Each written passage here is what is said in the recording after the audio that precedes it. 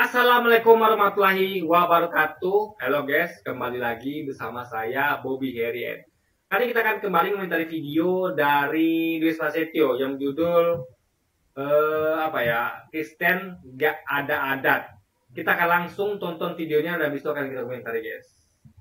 Benar-benar kok bisa ya agama rumah Tuhan itu benar-benar tidak ada adat.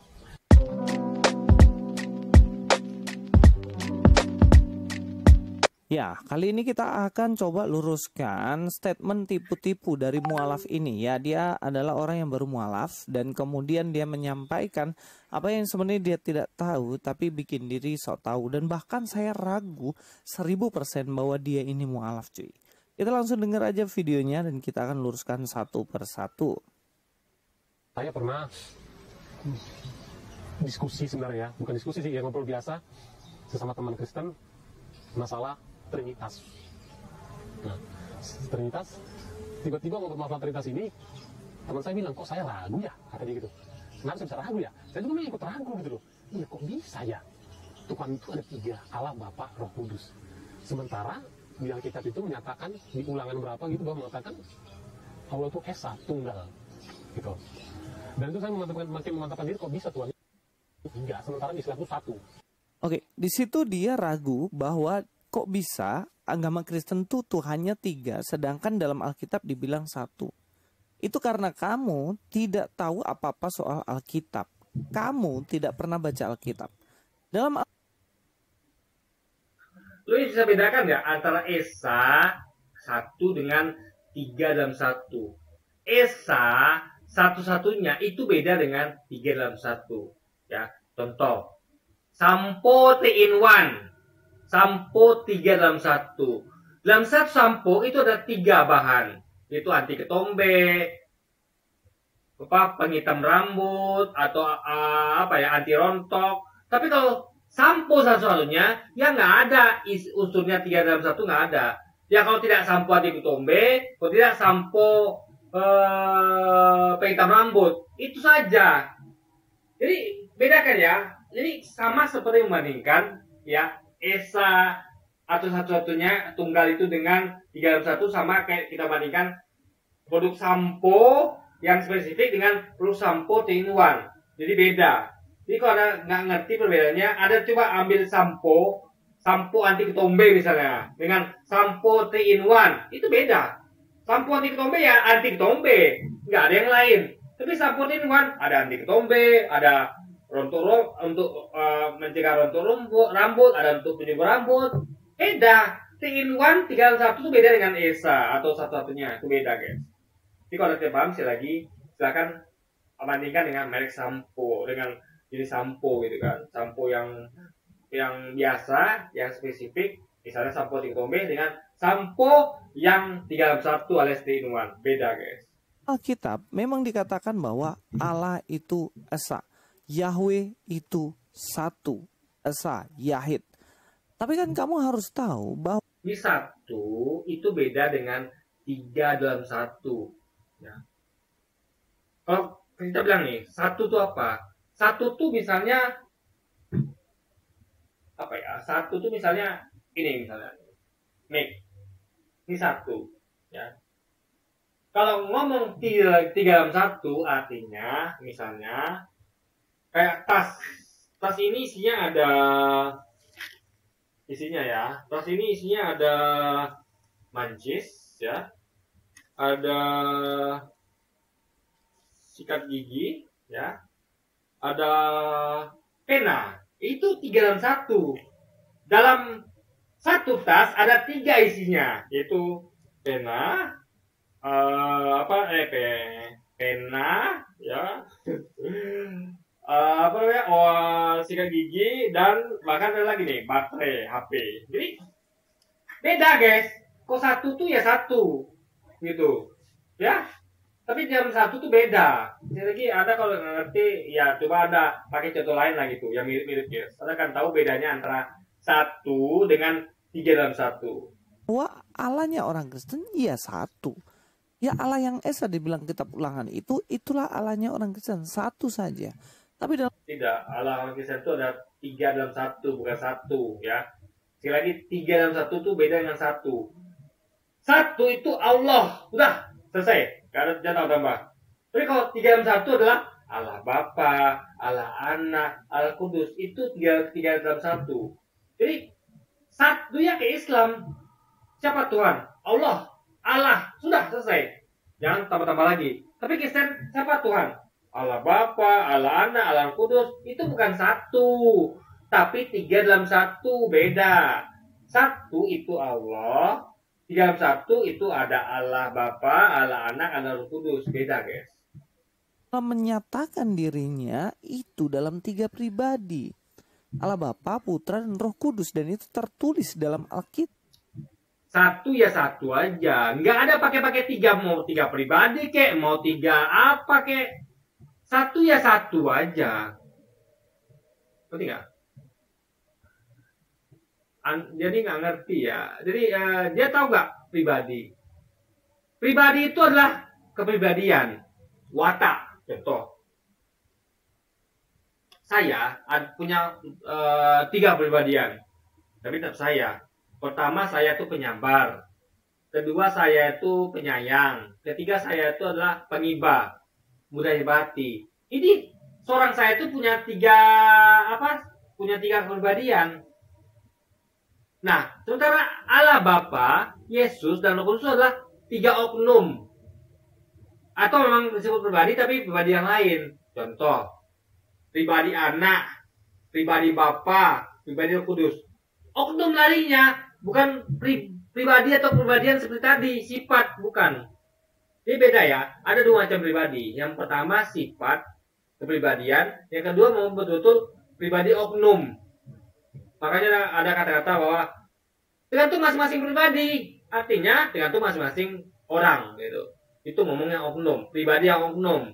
Nah, dalam Kristen, pribadinya adalah pribadi oknum, bukan pribadi sifat.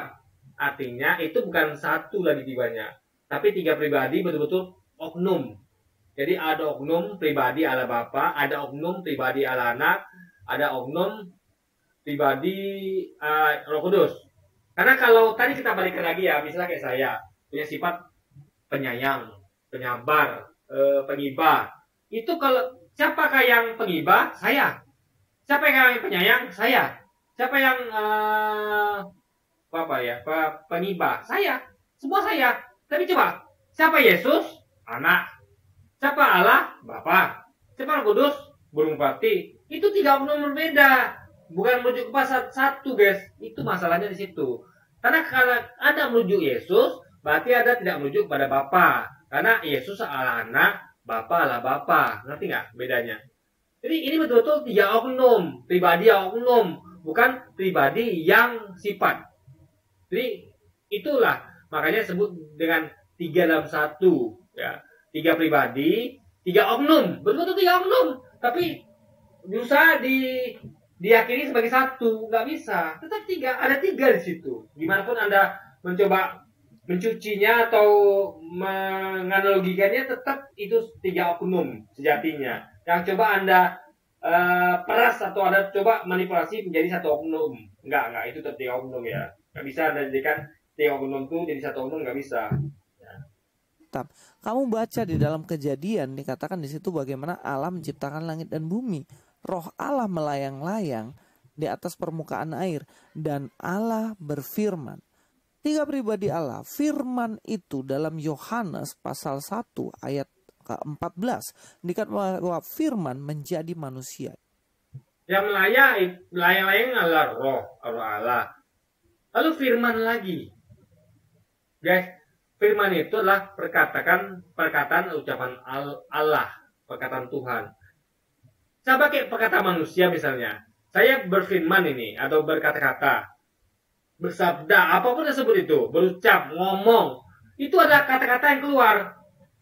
Sama kayak firman Tuhan di Alkitab misalnya, ya, atau di Quran. Jadi firmannya yang mana yang jadi manusia gitu? Kacau nggak berpikirnya? Karena firman itu adalah perkataan Tuhan. Sementara Tuhan itu berkata-kata dalam Alkitab atau apa itu banyak sekali. Yang mana satu jadi Yesus gitu loh. Makanya nggak mungkin firman jadi manusia, karena firman itu adalah kata-kata Tuhan. Ya, saya ngomong ini. Nah, saya ngomong ini itu ada kata-kata saya. Anggaplah itu firman saya. Lalu dari semua kata-kata yang saya udah keluar ini, yang mana satu yang jadi Tuhan gitu kan? Kan masuk akal, guys. Gimana lo bikin coba, ya kan? Yaitu Yesus Kristus. Sehingga dalam keseluruhan Alkitab sudah dinyatakan bahwa Allah itu Trinitas. Trinitas itu bukan punya Allah jumlahnya 3. Tapi Allah yang Esa ini bagaimana? Bukan 3 tapi 3 dalam 1. Sama saja. Sama ada 3 oknum kok. Allah Bapa di surga, Allah Anak di bumi, Roh Kudus tidak tahu di mana lagi. Tapi kalau kita ngomong 3 pribadi saya, ya saya di sini. Saya di tempat ini. Saya punya 3 pribadian. Penyabar, penyayang, pengibar. Itu pribadi saya. Saya di sini. Gak ada saya yang pengibar tuh di surga, saya yang penyabar di bumi, gak ada.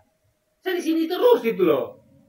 Ini itulah bedanya guys. Antara 1 dengan 3 dalam 1 itu adalah 2 hal yang berbeda.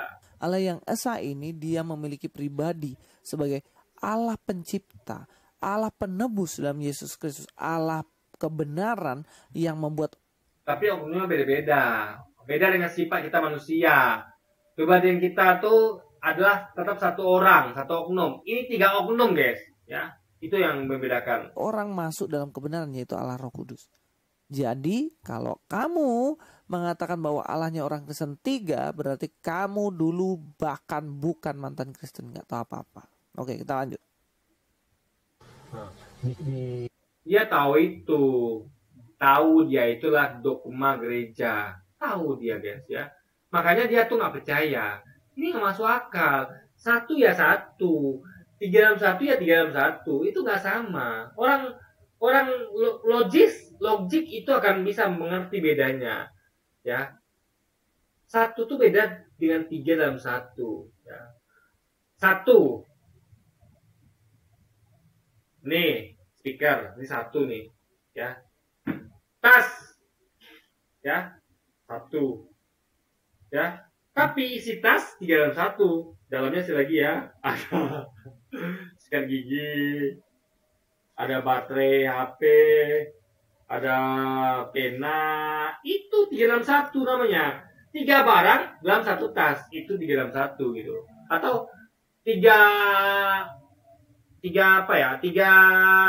bahan dalam 1 sampo. Bahan anti ketombe, bahan pencukur rambut, dan bahan pelebat rambut.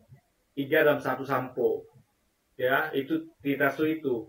3 dalam 1. Itu beda sama 1 beda, guys. Di agama saya sebelumnya, ibadah seminggu sekali. Tidak ada masalahnya ke gereja itu nggak seperti Islam. Benar-benar. Ya, di sini lagi dia mengatakan bahwa dalam Kristen ibadahnya seminggu sekali. Nah, ini orang Kristen yang tidak tahu soal peribadatan Kristen. Peribadatan Kristen, peribadatan yang besar itu hari Minggu. Sama kayak kalian, ibadah yang besar hari Jumat. Beda. Kita Muslim diwajibkan sholat 5 waktu ke masjid. Ingat adalah wajib ya. Ya, wajib. Saya belum mampu melakukannya guys. Karena kesibukan gitu kan. Tapi itu wajib. Tapi mereka tidak ada begitu. Mereka tuh wajib ke gereja hanya seminggu sekali. Kita ngomong tentang ibadah wajib, bukan besar, ya. Dan mereka itu ya, bukan ibadah besar hari Minggu itu, bukan. Ibadah wajib, ya kan? Ibadah yang harus dilakukan umat Kristen itu gereja tiap minggu. Ya, kalau kita tuh soal 5 waktu, gitu loh. Jadi jangan samakan antara sholat Jumat dengan ibadah Minggu, beda, ya. Ibadah Minggu itu isinya ada lengkap semuanya, ya. Ada anak-anak, ada remaja, dewasa, laki-laki, perempuan. Jumatan laki-laki. Jadi beda sekali, ya. Dan kita itu sholat di masjid itu ya, itu adalah tiap hari, 5 kali sehari. Mereka hanya di Minggu gitu, ya. Jadi kalau mereka ngomong besar, itu bukan besar ibadah Minggu itu, bukan, itu ibadah biasa gitu. Yang besar tuh paling kayak Paskah atau ibadah apa gitu. Atau istilah kayak saya itu ya. Tipe saya itu ada yang saya tahu itu ibadahnya tiap hari Kamis sebulan sekali. Itu isinya gembala semua. Diundang gembala di mana-mana gitu kan. Gembala pendeta di mana-mana gitu. Gembala lah bukan pendeta. Karena gembala itu adalah pengurus gereja guys. Itu besarnya gitu. besar, mereka kadang sambil makan-makan gitu kan. Pokoknya besar lah guys. Beda dengan ibadah hari Minggu gitu. Ya nggak? Nah sama aja. Kristen tuh setiap minggu sekali itu ibadah yang besar. Tapi setiap hari orang Kristen tuh harus ibadah. Ya selalu doa secara pribadi, renungan pribadi. Itu beda, doa itu beda lagi. Kita muslim berdoa ketika mau makan, ketika mau berangkat kerja, ketika mau melakukan apapun berdoa. Berdoa itu bisa setiap saat. Beda, jangan samakan doa dengan ibadah seperti ke gereja. Ya, ada nggak bisa ibadah gantikan ibadah gereja itu di rumah, nggak bisa. Ya, karena beda nanti, beda. Sama kayak orang sholat 5 waktu di masjid itu wajib, ada ganti dengan rumah, beda. Wajibnya jadi nggak dapat gitu guys. Itu harus dipahami. Anda bisa menggantikan mungkin sholat di rumah, tapi nggak dapat wajibnya. Karena wajib itu kan sholatnya di masjid, guys. Doa dengan keluarga, ibadah dengan keluarga. Bahkan kan ada ikut persekutuan pemuda mungkin, persekutuan kaum bapak, kaum ibu, keluarga. Yaitu apakah 5 kali sehari? Kan tidak. Ini 5 kali sehari loh. Di mana cari agama yang ibadahnya 5 kali sehari? Ya. Jadi gimana pun caranya nulis ya, kita nggak bisa menyamai ibadah dalam Islam, nggak bisa. Kita dituntut untuk taat 5 kali sehari guys, ya minimal itu.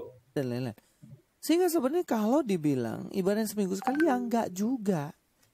Itu sama dengan dirimu tidak tahu tentang kekristenan. Masa kamu taunya cuma seminggu sekali? Hanya orang Muslim yang taunya orang Kristen ibadah seminggu sekali. Salah, saya orang Muslim. Saya tahu Kristen itu ibadah bukan cuma seminggu sekali. Tapi kalau masukkan doa-doa itu nggak bisa. Kita ngomong tentang sholat 5 waktu sehari. Kita nggak masukkan unsur doa di situ, nggak masuk. Saya mau makan doa itu nggak masuk. Tapi Louis curangnya dia memasukkan unsur doa-doa itu. Kalau doa-doa mah kita tiap sebentar berdoa gitu. Jadi bukan ibadah yang itu dimaksud, tapi ibadah di gereja tuh hari Minggu. Sama kayak di ibadah masjid kita tuh 5 kali sehari guys. Itu maksudnya. Maksudnya itu ibadah yang di tempat ibadah, bukan ibadah personal, bukan, ya. Kali. Karena ketika ibadah di rumah, diapain? Dipalang, dilarang-larang. Ibadah di rumah nggak dilarang. Yang dilarang kalau mengganggu sekitar, ya. Kayak di Papua itu, kita nggak boleh pakai toa, karena dianggap mengganggu sekitar. Yang sekitar itu adalah Kristen. Kita nggak boleh pakai pelang masjid bahkan. Jadi ini bukan ibadah itu nggak dilarang, tapi ibadah yang mengganggu masyarakat sekitar. Karena ada yang bisa pasakan orang tuh suka dengan ibadah nggak bisa. Ya orang tuh beda prinsip, beda keyakinan. Ya. Bagi orang di luar agama Anda salah. Jika Anda tuh sedang agama Anda, bagi mereka nggak mau dengar. Itu salah, ngapain dengan sesuatu yang salah gitu kan? Nah, itu hak orang-orang masing-masing beragama. Makanya kalau beribadah itu jangan ganggu sekitar. Kecuali sekitar Anda tuh ada di situ mayoritas.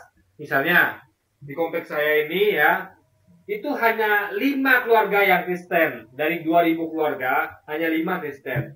Di sini di kompleks ini ketika mendengarkan pengajian atau apapun itu ya, itu yang dengar tuh sekitar 1997-an, 1995 keluarga Muslim, yang 5 Kristen, keluarga Kristen itu yang dengar iman. Ya masalah, tapi jadi masalah kalau kita Muslim berada misalnya di tempat-tempat yang kita minoritas. Tentu yang dengar itu nanti akan lebih banyak orang Kristen misalnya. Nah itu yang bisa berpotensi mengganggu. Karena mereka pasti tidak mau dengar itu, karena mereka pasti akan itu salah. Karena keyakinan agama masing-masing agama itu meyakini bahwa hanya agama mereka benar, dan itu tidak masalah, itu benar sudah. Karena kalau tidak ada nggak mungkin disebut seorang yang punya keyakinan. Anda meyakini bahwa semua agama sama, tidak, semua agama beda. Yang benar adalah hanya agama Anda. Itu adalah orang yang punya prinsip pemikiran gitu guys. Padahal ya setiap hari orang Kristen akan ibadah di rumah gitu loh cuy. Lanjut. Tutup aurat. Jadi Louis nggak bisa membedakan antara ibadah soal 5 waktu ya dan ibadah di gereja tiap hari Minggu dengan doa, nggak bisa dibedakan. Jadi saya benar-benar ragu kok bisa ya agama rumah Tuhan itu benar-benar tidak ada adab, tidak berbusana menutup aurat gitu loh. Sementara di sana tuh wajib berjilbab panjang, wajib berwudu. Jadi itu lebih meyakinkan saya lagi bahwa Islam itu sebenarnya agama yang benar. Cuma saya terus belajar selama setahun penuh, setahun saya belajar memantapkan diri, udah Islam itu agama yang benar. Ya, dia lagi mengatakan bahwa ibadahnya orang Kristen itu nggak ada adat. Kamu bicara soal adat, di mana orang Kristen datang tidak menutup aurat. Apa maksudmu dengan tidak menutup aurat? Orang Kristen datang ke gereja pakai celana, pakai rok, dia juga pakai baju. Lu nggak ngerti tentang aurat, ya. Aurat dalam Islam itu adalah bagi wanita tuh selain dari muka, telapak tangan, telapak kaki. Seperti pakainya Berawati. Jadi dalam Islam, ini akidah Islam ya. Aurat itu adalah seperti biarawati, itu adalah pakaian yang benar untuk aurat, biarawati. Beda sama jemaahnya gitu. Jadi sih harus ngerti apa aurat. Aurat bukan bagian sensitif tubuh wanita, bukan ya. Aurat itu beda dengan bagian kelamin atau istilahnya bagian sensitif dari laki-laki wanita. Misalnya laki-laki bagian sensitifnya adalah al-vital, wanita adalah al-vital dan mungkin dadanya gitu, payudaranya itu al-vital. Tapi aurat bukan itu. Aurat itu sesuatu yang bisa menimbulkan hawa nafsu kalau dipandang. Misalnya paha yang mulus, ya kan? Bokong yang apalah gitu, kayak gitu lah guys, atau belahan dada yang nampak sedikit gitu, itu adalah aurat. Dan itulah saya sering loh waktu kerja itu ya, saya kerja tuh hari Minggu itu saya tuh menghandle orang ibadah Minggu guys. Itu saya perhatikan, saya lihat pakaian jemaahnya itu memang auratnya banyak nggak terjaga. Yang terjaga tuh hanya biarawatinya saja gitu. Jemaahnya banyak yang berpakaian seksi gitu kan, pakai rok pendek lah, bajunya transparan lah, ada nampak belahan dadanya lah, itu nauzubillah misalnya gitu kan. Jadi aurat itu ya bukan nggak sama dengan al-kelamin atau al-vital, nggak sama, beda guys. Dan juga pakai kaos. Nah, bagian mana yang tidak ditutup? Apakah kepala yang kamu maksud? Paha, betis, apa lagi? Ini ke atas nih. Atau tangan, ini aurat semua, ya kan? Leher, aurat semua tuh guys, ya. Sesuatu yang bisa menimbulkan hawa nafsu, ya.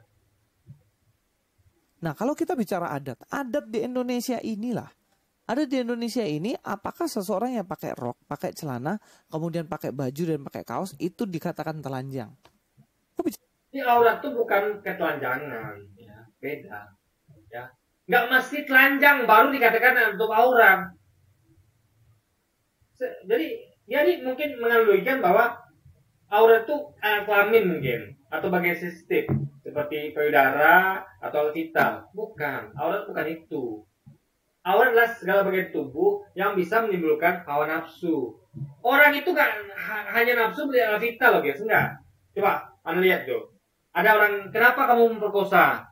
Karena lihat pahanya mulus misalnya, melihat belahan dadanya, lihat lehernya yang jenjang misalnya, lihat betisnya. Jadi sesuatu yang bisa menimbulkan hawa nafsu gitu. Kita bukan ngomong orang normal ya, karena orang yang di atas normal, yang bahkan hanya melihat betis saja bisa naik hawa nafsunya gitu. Jadi aurat itu seperti itu, makanya betul jaga gitu. Jadi sama kayak kayak betul-betul dibungkus itu. Misalnya gini, kayak buah guys, buah. Atau mobil dia orang yang iler, semua dibungkus. Yang sisakan apa? Mungkin yang orang nggak tahu kalau itu adalah mobil Ferrari misalnya. Mungkin yang dibungkus paling adalah bannya saja, ban bagian bawahnya gitu. Sehingga orang nggak tahu ini mobil Ferrari apa tidak nih. Tapi kalau kita nggak bungkus semuanya, masih nampak misalnya bodinya, saya belakangnya, orang bisa timbul nafsu untuk mencuri. Ini memiliki, ini Ferrari nih, itu badannya kayak gitu, bodinya Ferrari nih kan, itu dimaksud guys dengan aurat, ya. Sesuatu yang bisa menimbulkan hawa nafsu, baik untuk memiliki atau apapun itu gitu. Cara adat kan, coba ada di Indonesia ini bagaimana? Itu sudah sopan. Adat yang kau bilang bahwa seorang yang memakai baju dari atas sampai bawah, adatnya orang Timur Tengah. Kita bukan ngomong soal adat, tapi tentang aturan agama. Adat itu aturan manusia, agama aturan Tuhan. Jadi Yesus bisa bedakan di sini. Mana yang aturan Tuhan, mana aturan manusia. Agama aturan Tuhan, adat aturan manusia. Nah, sebagian adat itu mengambil dari fisik agama. Ya, ada tahu nggak Timur Tengah dahulu? Jadi Luisnya kalau dia belajar sejarah, dulu kaum kafir Quraisy itu adatnya adalah tari perut. Mereka pakai seksi. Adat jahiliyah ya, Arab jahiliyah ya. Sunatan Muhammad itu ada lihat pakaiannya. Perutnya terbuka, kayak orang India guys. Tari perut, seksi.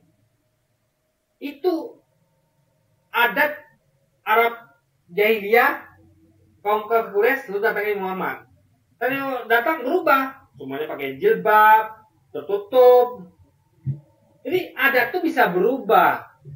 Adat itu karena adat itu adalah buatan manusia. Nah, manusia ini buat adat kadang dari nafsunya pribadi, kadang dia mengalami inspirasi dari tuntunan Tuhan. Contohnya adat Melayu yang tertutup, adat Minang. Contoh, nih ya, kalau semua ngerti ya. Apa punya adat Minang? Adat Minang berbunyi gini ya. Adat bersandi syarak bersandi kita buloh. Artinya adat Minang itu berdasarkan dari Al-Quran. Jadi adat pun ada yang diambil dari Quran, dari agama. Itu harus dipahami. Kita harus belajar apa itu adat, apa itu agama. Agama itu pasti dari Tuhan. Ya. Kecuali penyimpangan agama. Agama yang diselewengkan itu bukan dari Tuhan. Tapi agama yang benar, Islam itu pasti dari Tuhan datangnya. Tapi adat itu dari manusia. Nah, tapi dari segi manusia, ada adat yang betul-betul murni dari unsur pada manusia. Tapi ada adat yang diambil dari agama. Contohnya itu tadi, adat Minang misalnya. Adat orang Timur Tengah, bahkan orang Kristen juga pakai jilbab cuy. Makanya kamu. Itu bukan adat, ada ayatnya. Ya.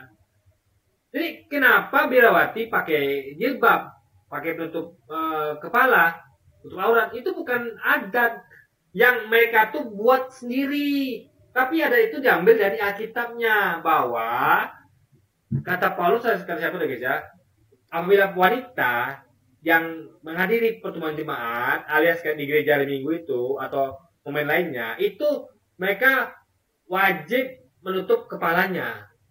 Kalau tidak, cukur kepalanya. Itu tegas, pilih. Kalau nggak mau kamu tutup kepala, tutup aurat, ya kamu cukur rambutmu sampai botak gitu guys. Ya. Jadi itu adalah adat yang diambil dari Alkitab. Bukan adat pandai-pandainya pendeta, bukan. Jadi Kristen pun ya adatnya itu ngambil dari Alkitab juga gitu.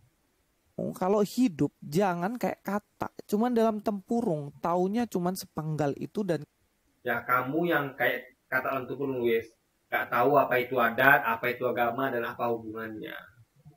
Kamu bikin diri sok tahu. Kalau kamu tahu, bicara soal adat, justru orang Kristen lah yang adatnya sesuai dengan kaidah-kaidah di Indonesia. Kita ngomong adat yang itu adalah bukan kaidahnya suatu tempat tertentu. Mau Indonesia kek, mau Arab kek, mau mana kek. Tapi adat itu harus sesuai dengan kitab suci. Berarti apa kitab suci? Perintahkan kita. Itu adatnya mengikuti kitab suci. Ngerti nggak? Jadi dia harus bisa bedakan adat buatan manusia dengan adat yang memang buatan manusia tapi diambil dari kitab suci guys. Itu yang perlu dipahami. Dirimu lah yang pakai adat Timur Tengah. Jangan ngomong soal Adat Timur Tengah sekarang ya, kita ngomong sekarang bukan dulu yang waktu zaman jahiliyah. Itu adat sekarang itu diambil dari Quran. Artinya umat Islam itu sesuai dengan adat agamanya. Ingat, adat itu ya, manapun itu, bukan masalah selama dia mengambil dari kitab sucinya guys. Yang masalah kalau ada adat yang bertentangan dengan kitab sucinya. Nah itulah jemaat Kristen yang misalnya pakai rok pendek, atau nampak belah dadanya, itu tidak sesuai dengan Alkitabnya gitu kan. Adat cuy. Kalau dirimu sendiri.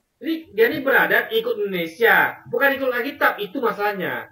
Kita beradat ikut Al-Quran dan ikut Alkitab, perkataan Yesus, guys. Jadi adat tuh harus mengikuti agama, bukan mengikuti kita adat kita Indonesia, adat kita Amerika, bukan begitu. Adat wilayah manapun harus kembali ke kitab suci gitu, disesuaikan, yang bertentangan gitu kan. Tidak tahu sejarah di Indonesia ini. Orang Kristen jelas tidak boleh lah. Kalau orang mau datang pakai bikini ya bukan tempatnya. Jadi tolonglah, nggak mungkin. Dia menyamakan kitab suci, agama dengan adat buatan manusia, guys. Jadi kita itu bedanya Islam dan Kristen. Kita taat pada Tuhan kita, taat kepada kitab suci kita, taat pada agama kita. Dia taat kepada wilayah Indonesia, guys. Ini kan kacau, guys, ya kan. Harusnya adat Indonesia yang kita sebagai orang beriman tuh harus kembali kepada kitab suci. Contoh ada Minang. Itu dibuat bukan berdasarkan adat manapun itu. Mau ada Eropa ke Indonesia kita nggak peduli. Yang penting ada Minang itu berasal dari Al-Quran. Mungkin ke gereja pakai baju renang. Terus juga nggak mungkin kalau mau renang juga pakai baju gereja. Makanya jangan dipakai untuk renang. Kalau yang harusnya baju dipakai di padang gurun dipakai untuk renang kan lucu juga. Kita lanjutkan lagi. Yang benar-benar yang diridhoi Allah seperti Allah. Jadi kayak pakai rok pendek, baju nampak dada, baju transparan itu kan baju untuk ngedate biasanya. Ya, flirting, ngedate, Valentine, nonton, kan gitu baju-baju biasanya. Nah, harus bedakan di masjid, di gereja itu pakaian itu harus sopan, tertutup, aurat tertutup. Seperti contoh pakaian berawati atau muslimah, begitu logikanya. Harus bisa bedakan mana pakaian untuk tempat ibadah, mana pakaian untuk ngedate, nonton di bioskop, jalan sama pacar.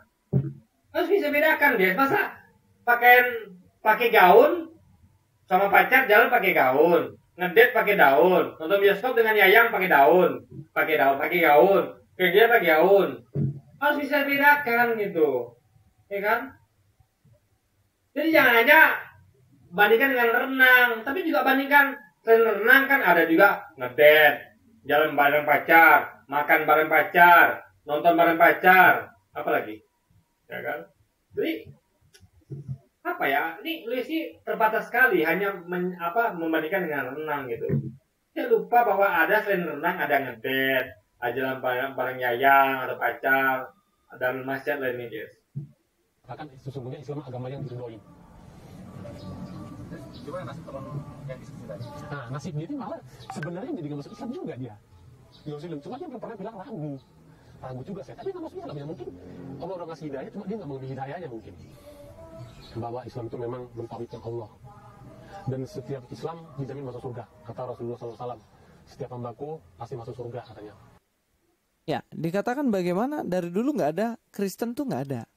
Yang ada itu Islam. Nah ini orang yang tidak tahu sejarah nih, benar-benar buta nih. Bahkan sebelum agamamu ada, Kristen udah ada. Nah, nggak ngerti Luisnya kan? Ya, ingat, saya ada pernah nyampaikan kajian itu bahwa Yahudi dan Nasrani itu sebenarnya bukan agama, tapi julukan untuk kaum. Makanya ada kaum Nasrani, kaum Yahudi. Kaum Nasrani adalah kaum pengikutnya Nabi dari Nazaret. Nah, sekali disebut sebagai Nasrani. Yahudi adalah kaum yang merupakan nabi, yaitu berasal dari kaum Yahudi. Dan itu dijadikan nama agama. Padahal itu sebenarnya adalah nama kaum. Beda dengan Islam. Islam itu agama, bukan nama kaum. Nggak ada kaum Islam, nggak ada. Agama Islam. Ya. Itu bedanya. Jadi harus bisa bedakan antara kaum dengan agama. Gitu. Jadi sebenarnya semua nabi itu mengajarkan Islam. Mau Yesus kayak, mau Muhammad kayak, mau Musa kayak, Abraham, lain sebagainya itu semuanya mengajarkan Islam. Cuman ajaran Islam itu dibawa oleh tangan manusia. Kata Yesus itu adalah kata-kata nabi. Yesus itu nabi.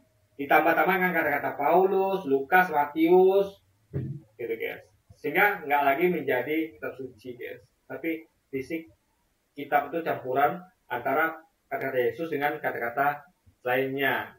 Kata-kata utusan Tuhan dengan kata-kata selain utusan Tuhan, guys. Tercatat dalam naskah-naskah. Kristen udah ada jauh sebelum agamamu ada, Mas Bro. Jadi jangan kamu... Jadi Anda belajar Islam, Anda akan tahu bahwa dalam Islam itu meyakini bahwa Adam beragama Islam, Musa, Ibrahim, Yesus beragama Islam. Artinya Islam itu sudah ada sejak zaman Adam. Karena Adam pun beragama Islam. Makanya dia harus belajar Islam. Coba dia tanya sama anak PAUD, itu anak kecil itu ya, anak kecil yang belajar Islam. Adam agamanya apa? Pasti dia akan bilang Islam. Artinya kalau Adam saja agama Islam, artinya Islam sudah ada sejak zaman Adam. Itu loh dia bikinnya, guys. Cuman Islam itu belum sempurna. Islam itu terus mengalami perkembangan dan penyempurnaan. Pelan-pelan disempurnakan melalui Musa, Yesus, hingga genap penyempurnaan itu di zaman Nabi Muhammad, guys. Udik gitu loh, kami nggak tahu isi sejarah tapi dengan PD bilang kayak gitu. Dan kita akan lanjutkannya lebih aneh lagi. Kita lanjutkan. Sementara untuk di agama sebelum saya, jaminan sebenarnya jaminan bukan jaminan dari nabinya, tapi dari Paulusnya sebenarnya kata-kata itu. Nah, Yesus sudah pernah mengatakan umat Kristen akan masuk surga. Karena memang ada Kristen dari dulu, adanya Muslim. Sementara Nabi Muhammad mengatakan Islam itu setiap umatmu akan masuk surga. Walaupun imannya sebiji jahroh. Ya ini lebih koplak lagi. Dia mengatakan bahwa Yesus tidak pernah mengatakan bahwa orang Kristen pasti masuk surga.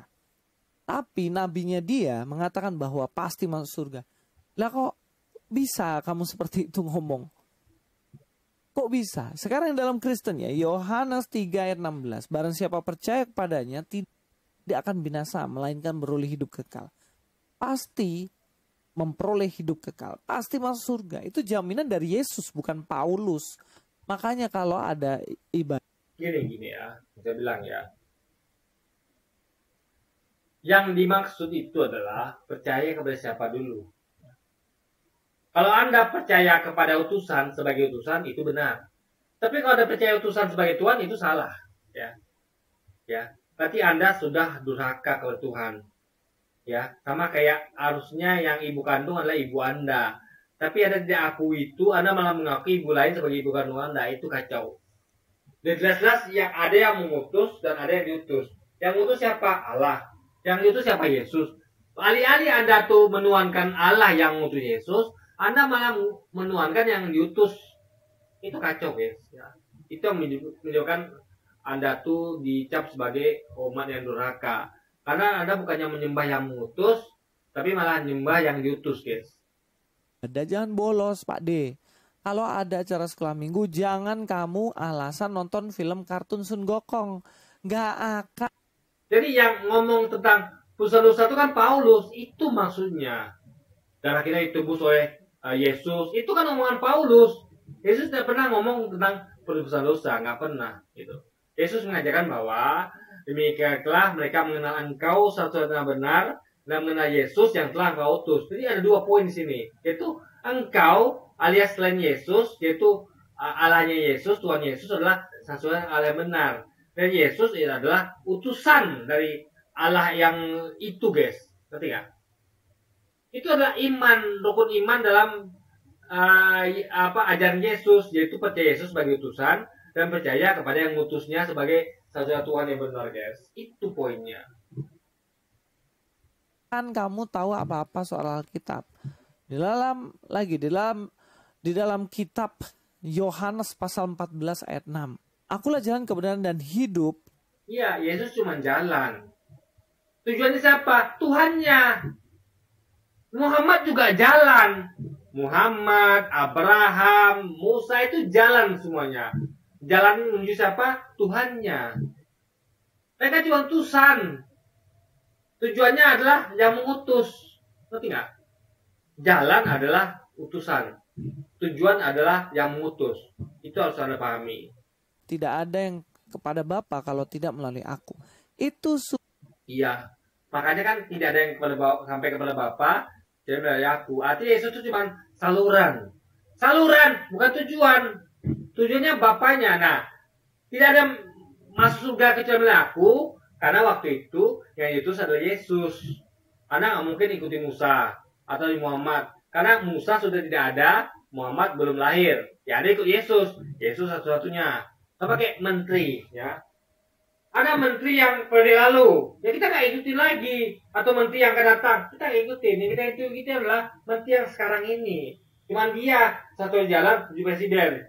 Ada yang nggak mungkin ikut menteri sebelumnya, karena menteri sebelumnya sudah diganti. Atau menteri yang akan datang, itu belum dipilih. Yang ada mau ikuti presiden, ya ikuti menteri yang sekarang. Satu-satunya, nggak mungkin ada ikuti menteri yang lain. Itu kepikirannya. Sudah jelas dan itu tidak bisa diganggu gugat lagi. Itu yang ngomong Yesus, bukan Paulus. Mengerti? Di Iya, Yesus cuma jalan. Tujuannya adalah Tuhannya. dalam kitab Yohanes pasal 14 juga dikatakan bahwa aku ke rumah Bapa dan di mana aku berada nanti kamu akan berada.